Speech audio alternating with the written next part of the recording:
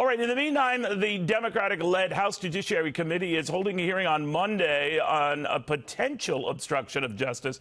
Some are calling it the first of an impeachment trial without calling it outright an impeachment trial. I'm not so savvy on these things. I'm not a lawyer, but this next one is, and a darn good one, the former Whitewater independent counsel, Ken Starr. Ken, always good to have you. Hey, thank you, Neil. All right, so help me with this. It has all the makings and trappings of being an impeachment trial without it being an impeachment trial. Among their leadoff guests and witnesses, John Dean, of course, of Watergate fame. There's a reason for that, isn't there?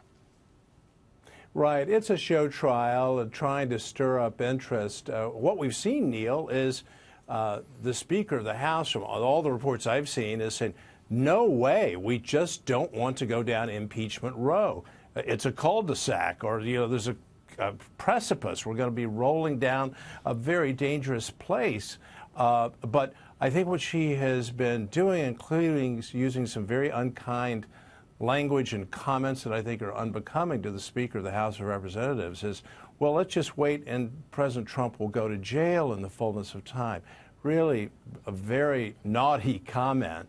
But I think that what she is trying to do is to keep the superhawks, the impeachment superhawks in her party at bay, keep them leashed. But this is a way, getting a John Dean, which is not a very serious thing to do, it's theater, is a way of, I think, feeding the superhawks a little bit of food.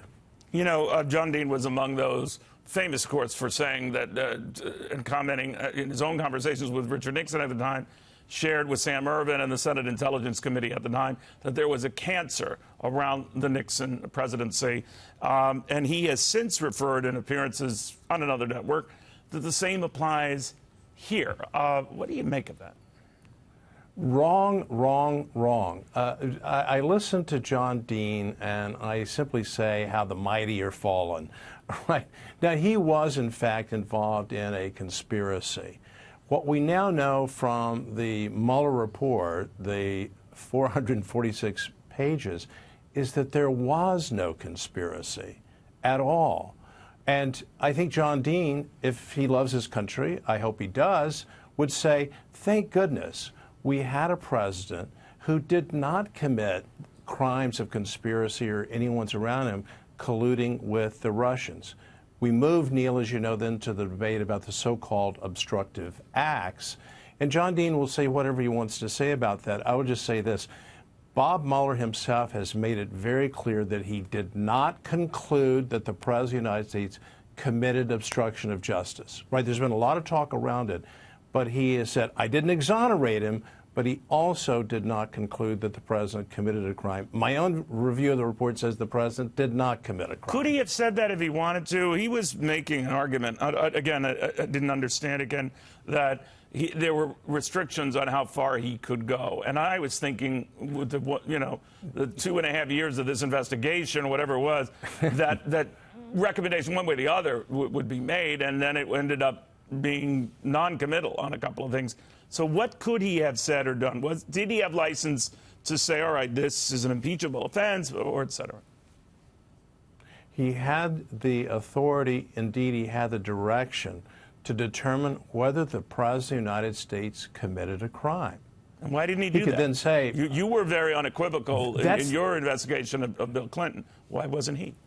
Right. Well, first of all, our evidence was overwhelming that Bill Clinton committed perjury and all those other crimes. And it's essentially undisputed, stipulated virtually, that Bill Clinton committed federal crimes. There not only has been no stipulation, there's no finding. Now, you asked, why didn't he? That's why Bob Mueller needs to testify. That's why if he doesn't testify, I'm just going to go ahead and say it, we need an Inspector General's investigation. That's what he was charged with doing, and he did not do his job. So we really can't advance the ball very much here. Beyond the politics of, if you hate Donald Trump, you probably still hate him and are suspicious about him. If you love Donald Trump, probably still love him and are not suspicious of him. So what happens? Well, what should happen is people should step back and say, and I think the American people have, and said, let us give thanks that there was no collusion, that there was no conspiracy with the Russians. And in fact, let me make a very brief comment on this. This is so important that Bob Mueller found through his elaborate investigation that the Russians were caught flat-footed during the transition because they didn't know anyone in the campaign. They did not know Donald Trump. So you'd say, well, wait, what about the Moscow Hotel, Michael Cohen and all that? Read the report. There were no connections with Trump Tower on the part of the Kremlin.